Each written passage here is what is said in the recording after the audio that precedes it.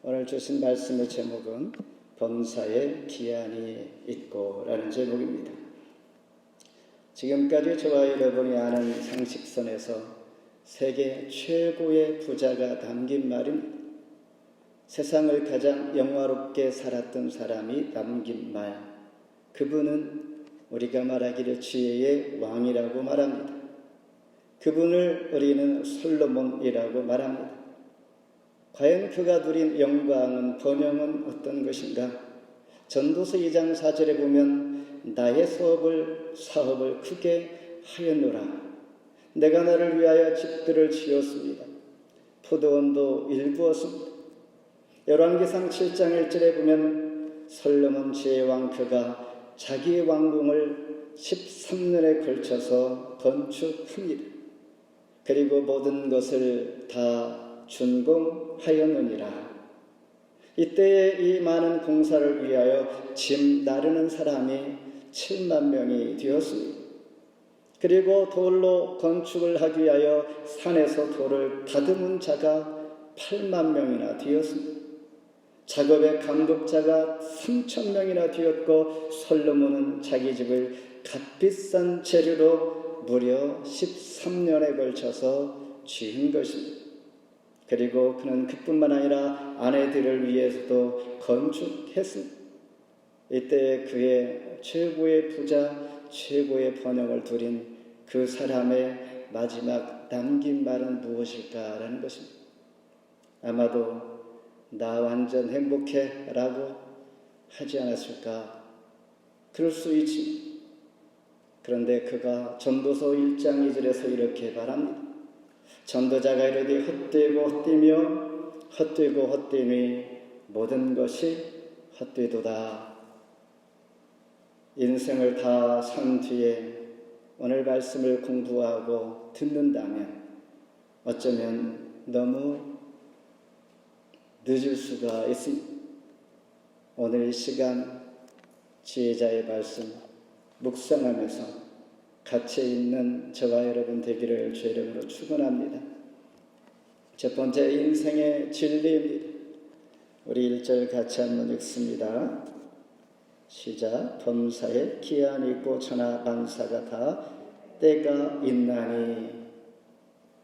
항구에 정박하기 위해서 배는 밀물의 때를 기다립니다. 물이 쫙 들어왔을 때에 정박할 수가 있습니다. 썰물 상태에서 멀리 있는 육지에서 멀리 있는 배는 밀물을 기다리고 있는 것입니다. 이런 상황에서의 쓰이는 라틴어 opportunity, 영어로는 opportunity, 기회에서 온 단어입니다. 그러니까 선원들이 이 시간을 기다려 오는 것이죠. 이 밀물을 놓치면 또 다른 때를 기다려야 하는 것입니다. 그래서 1절로 8절 제가 읽은 것처럼 모두 28가지 때를 소개할 때에 14가지는 긍정적인 때입니다. 그리고 나머지 14가지는 부정적인 때입니다. 긍정적인 시간들은 날 때, 심을 때, 치료할 때, 세울 때, 이렇게 쭉 춤출 때, 웃을 때, 평화할 때, 이렇게 해서 14가지. 그리고 부정적인 시간들, 죽을 때, 뽑을 때, 죽일 때, 헐 때, 울 때, 슬퍼할 때, 돌 던질 때, 아늘지를 멀리할 때, 잃을 때, 버릴 때, 찍을 때, 잠잠할 때, 미워할 때, 전쟁할 때, 이런 시간들입니다. 우리 속에 있는 이런 모든 만사일들은 저와 여러분들이 경험하면서 앞으로도 여전히 피할 수 없는 일들인 것, 이것이 우리가 피할 수 없는 인생의 진리다라는 것입니다. 문제는 내가 원해서도 아니요, 내가 싫어서도 아니요, 이때 정해진 시간, 영어로 타임, 그런데 물리적인 시간이 아니라 하나님께서 주권적인 의지로 다스리는, 통치하는 시간을 의미한다라는 것입니다. 한마디로 말해서 우리가 살아가는 인생의 기한과 때, 누가 결정하는가? 저와 여러분이 지금까지 수고해왔던 모든 때들, 내가 원해서가 아니었다는 것이죠. 하나님께서 통치하시고 하나님께서 이와 같은 시간들을 주권적으로 가지고 있다는 것입니다. 이것을 신학적으로 말하면 우리는 하나님의 섭리다 이렇게 말합니다. 하나님의 섭리, 섭리라는 것은 하나님의 세상을 다스리는 방법입니다. 다른 말로 하나님의 뜻입니다. 이것이 하나님의 섭리요, 하나님께서 세상을 다스리는 방법입니다. 이와 같이 하나님께서 뜻하는 이 노래를 부른 말씀이 바로 전도서의 주제인 것이죠. 전도서의 모든 내용들은 하나님의 섭리를 바라고 있습니다. 그래서 건강검진을 마친 환자에게 의사가 말하기를 이제 1년 3개월 당신은 남았습니다. 이 환자는 아마 깜짝 놀랄 것입니다. 당황할 것입니다. 아마도 죽을 병이 걸려서 이제 내 시간, 생명이 끝이 날 때가 가까워지겠다라고 생각합니다. 그때의 의사가 말하기를 당신은 잠자는 시간을 빼십시오. 직장과 학교 가는 시간을 빼시고 외부 활동하는 시간을 다 제외하고 나머지 1년 3개월입니다.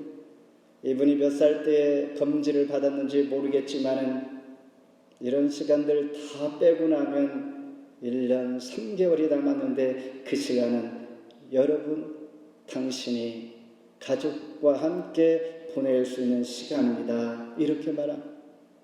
우리는 살아가면서 천년 만년 함께 할 수 있을까라고 생각합니다. 사실 이 시간이 많을 수도 있고 적을 수도 있고 또 많다고 좋은 것도 아닐 것입니다. 코로나 시대에 가족이 함께 있는 시간이 많다 보니까 좋은 것도 있지만은 이혼율도 많아지고 다투는 일도 많아진다라는 그러한 결과 우리는 그런 기사를 보았을 것입니다. 그러니 아무튼 중요한 것은 우리가 진짜 남은 시간들이 많이 있지 않다라는 것입니다. 우리 생각과 달리 전도자의 말은 시간, 모든 우리에게 주어지는 시간은 인생의 진리이므로 지금도 하나님께서 통치하고 계신다라는 것, 우리 시간이 아니다라는 것. 두 번째는 숨겨진 진리가 있습니다. 9절같이 읽습니다. 일하는 자가 그의 수고를 말미암아 무슨 이익이 있으랴. 우리는 일하고 수고할 때 내가 일을 왜 하지? 힘들 때 굳이 내가 이 일을 해야 하는가라는 이런 의구심을 가지면서 때로는 투덜거리고 불평하며 일을 하기 전에는 주어진 이 자체가 감사했는데 그렇지 못할 때가 많이 있습니다. 그러나 그 수고와 고난과 고통과 아픔 속에 하나님의 놀라우신 숨겨진 진리가 있는 것이죠. 이 수고도 하나님께서 주셨다라는 것입니다. 왜요? 수고를 통하여 진정한 낙을 누리는 것을 하나님께서 선물로 주기 위함이라고 말하고 있습니다. 그리고 일하는 자를 통하여서 이 수고와 고통은 영원한 마음을 갖도록 해 주신다라는 것입니다. 사람이 나서 병이 들고 늙어서 병이 들고 죽게 되는 이 과정을 겪게 되는데 이 고통 없이 수고 없이 편안하게 세상을 살다가 갈 수 있지 않을까, 그러면 좋겠는데라는 생각을 할 수 있습니다. 그러나 하나님은 전도서를 통하여서 이 고통과 아픔은 영원한 것을 사모하는 마음이다 이렇게 말합니다. 11절이 답입니다. 제가 읽겠습니다. 하나님의 모든 것을 지으신 뒤에 때를 따라 아름답게 하셨고 또 사람들에게는 영혼을 사모하는 마음을 주셨느니라. 그러나 하나님이 하시는 일에 시종을 사람으로 측량할 수 없게 하셨도다. 영혼을 사모하는 마음, 영어로 set eternity in their heart. 우리 각자의 마음 속에 영혼을 사모하는 마음을 세팅, 우리에게 주셨다라는 것입니다. 영원함을 세팅해 놓으신 하나님, 예를 들어서 컴퓨터가 전자제품이 문제가 생기면 이렇게 저렇게 해봐도 잘 안 될 때가 있습니다. 그럴 때 우리는 가장 좋은 방법이 무엇인지 압니까? 조금은 무식한 방법일 수 있지만은 껐다 켜는 것입니다. 완전히 전원을 껐다가 다시 켜면 원래 상태로 돌아갑니다. 버벅거리던 문제, 복잡한 문제, 서로 엉켜있는 문제들 처음으로 돌리는 것입니다. 이 말은 우리가 고통과 고난과 아픔과 세상의 수고들이 매우 복잡한데 이것을 풀 수 있는, 해결할 수 있는 중요한 키는 하나님께서 주신 마음, 하나님께로 우리가 마음을 집중하고 하나님을 바라보는 것입니다. 저는 가끔 여행할 때, 외출할 때 매우 복잡하면 원래 상태로 돌아갑니다. 그리고 무슨 일을 할 때에 복잡하고 머리 아프면 일단 정리를 싹 합니다. 그리고 다시 합니다. 책상도 정리하고 일을 마친 것처럼, 그리고 다시 시작하면 또 새롭게 일이 풀려지기도 합니다. 이것을 하나님께서 리셋하라, 영원한 마음을 우리에게 주셨다라는 것이, 우리가 수고할지라도 우리가 불평하고 힘들다고 하지 말아야 할 것은 이걸 통하여 하나님께서 더 큰 은혜와 기쁨과 영원한 삶, 영혼을 사모하는 마음을 우리에게 더 크게, 죄가 큰 곳에 은혜가 크다, 이런 의미입니다. 이래서 막 결혼하는 커플이 있습니다.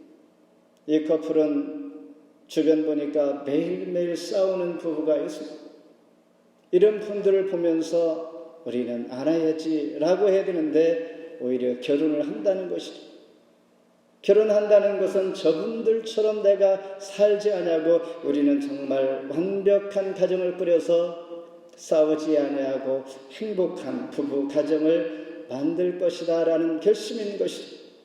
그런데 실제 살다 보니까 실망보다도 절망들이 많이 있는 것이죠.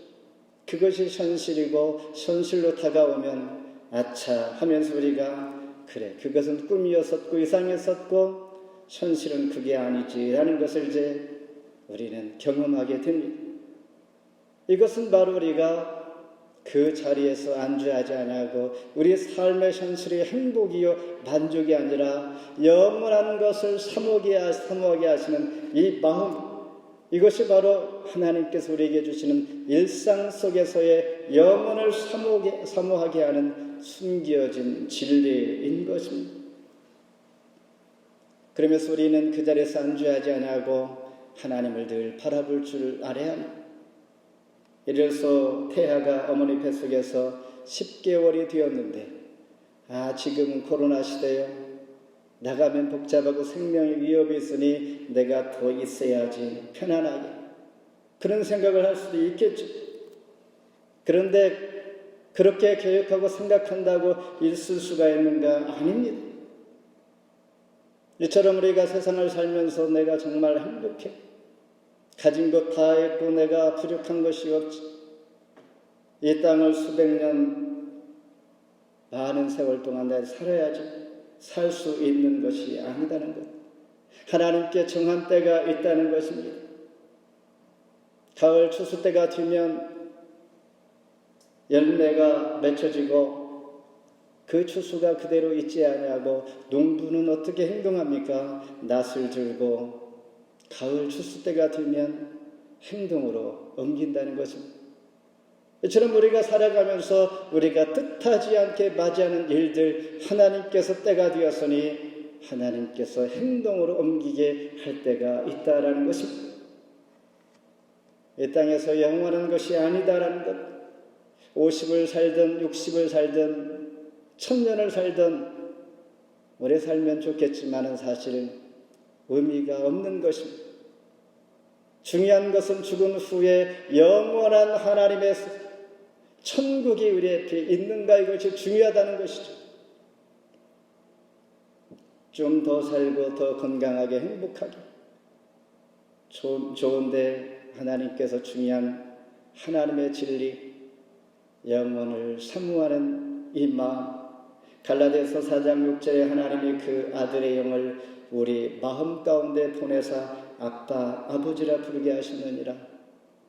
여러분, 하나님을 나의 영적인 아버지 이렇게 고백하지요. 이것도 믿음 없이는 고백하지 못합니다. 하나님을 알지 못하는 자들은, 영이 없는 자들은 찬송하지 않습니다. 주의 자녀만이 찬송할 수 있다는 것입니다. 비유가 그렇듯이 비유는 하나님께서 택한 백성들이 알아 쉽게 이해할 수 있도록 주님 말씀하시지만은 하나님의 백성이 아닌 자들은 비유가 도대체 무슨 의미인지 이해하지 못한다라는 것입니다. 마지막으로 우리의 태도는 어떻게 해야 할까? 10절 같이 읽습니다.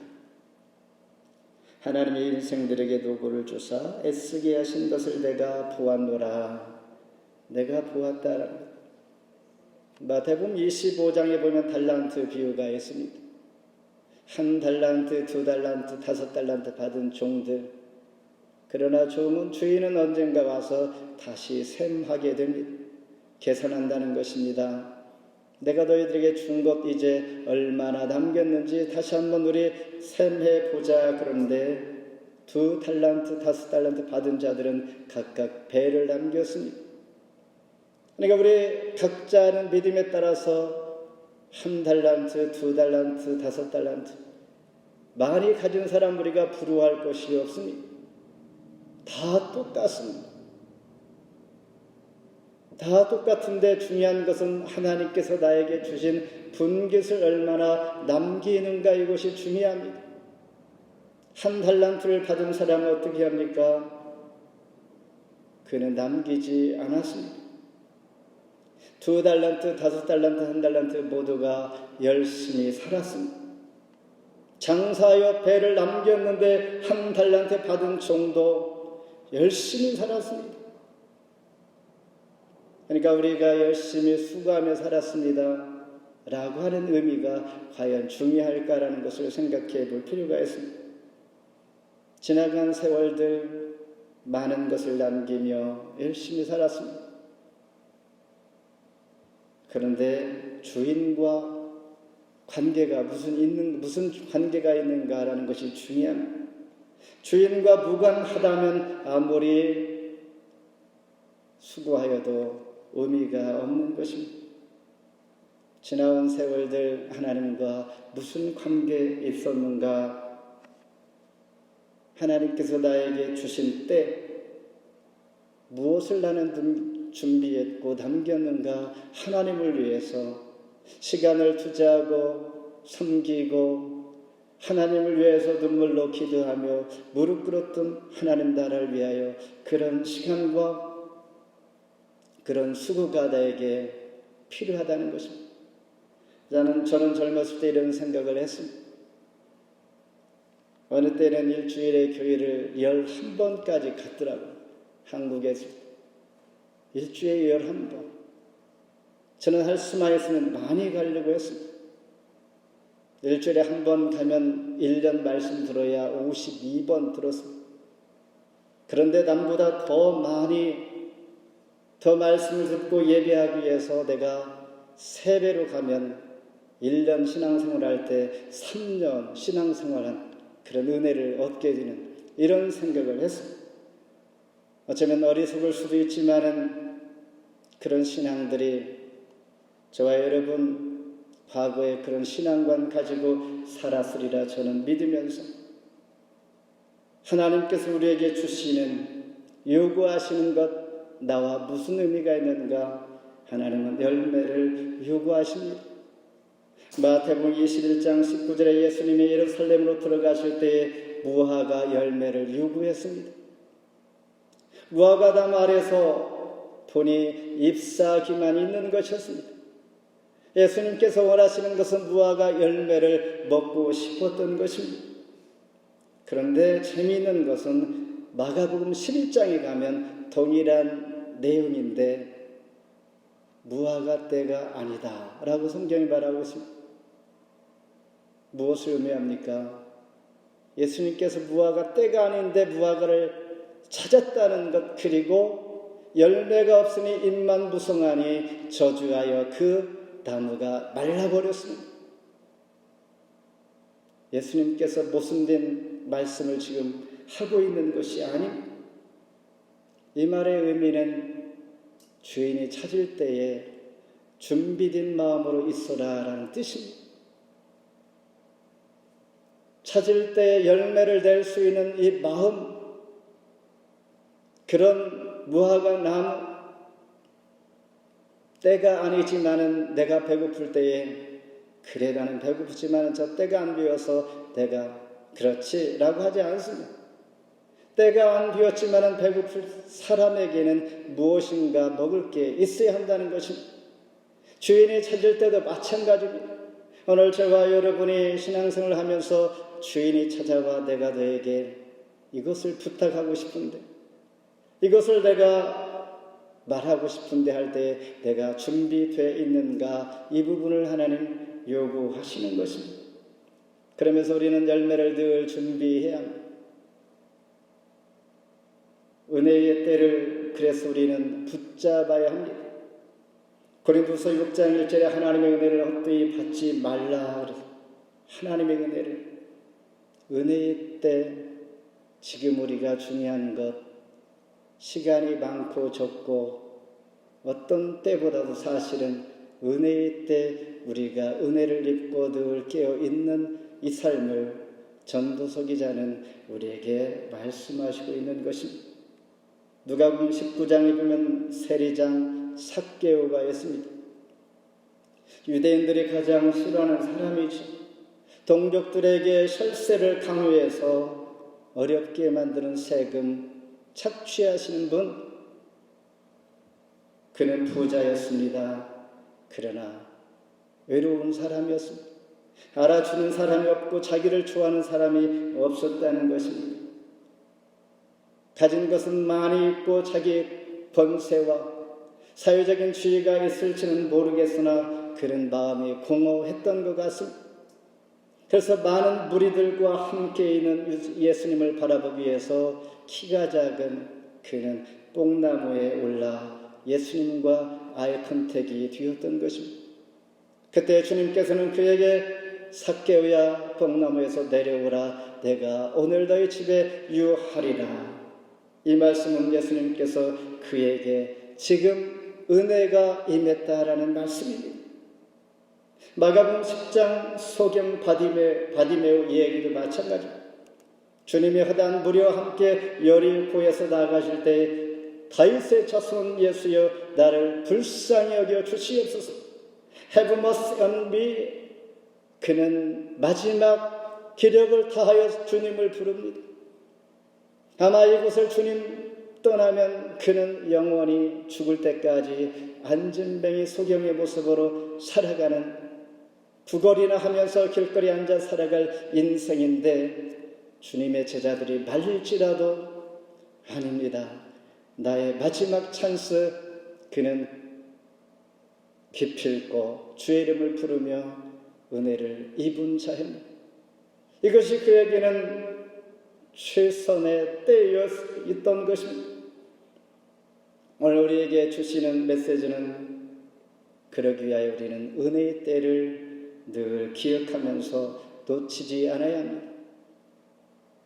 코로나 시대일지라도 나의 신앙과 나의 주의 은혜는 그 누구도 책임져 줄 사람이 없는 것이, 늘 주와 동행하며 하나님을 찬송하는 자로 남게 해 주시옵소서. 고린도후서 6장 1절에 하나님과 함께 일하는 자로서 너희를 권하노니 하나님의 은혜를 헛되이 받지 말라 말씀을 뵙습니다. 우리가 사는 이 시대, 어쩌면 타이밍 예측을 잘 하는 사람은 대단한 수익을 올릴 수가 있습니다. 비즈니스도 그렇고 시간들, 때를, 교회도 마찬가지, 세상의 모든 일들이 때를 잘 포착해야 합니다. 기회를 잘 잡아야 합니다. 타이밍을 예측을 잘 하면 대단한 수익을 올릴 수 있는데, 어쩌면 현대 세계의 타이밍 예측을 잘하는 자를 점쟁이라고 할 수가 있습니다. 그러나 그리스도인들에게는 그렇게 해야 할까? 아닙니다. 그리스도에게서 타이밍은 하나님의 역사를 이해하는 것입니다. 예수님의 복음을 깨닫는 것입니다. 하나님의 은혜의 때를 우리가 깨달아 하나님의 은혜를 잊는 것입니다. 앞서 말한 대로 빌물을 기다리는 배처럼 하나님의 주권 아래 있는 만사의 때, 이를 인정함이 저와 여러분 인생의 진리입니다.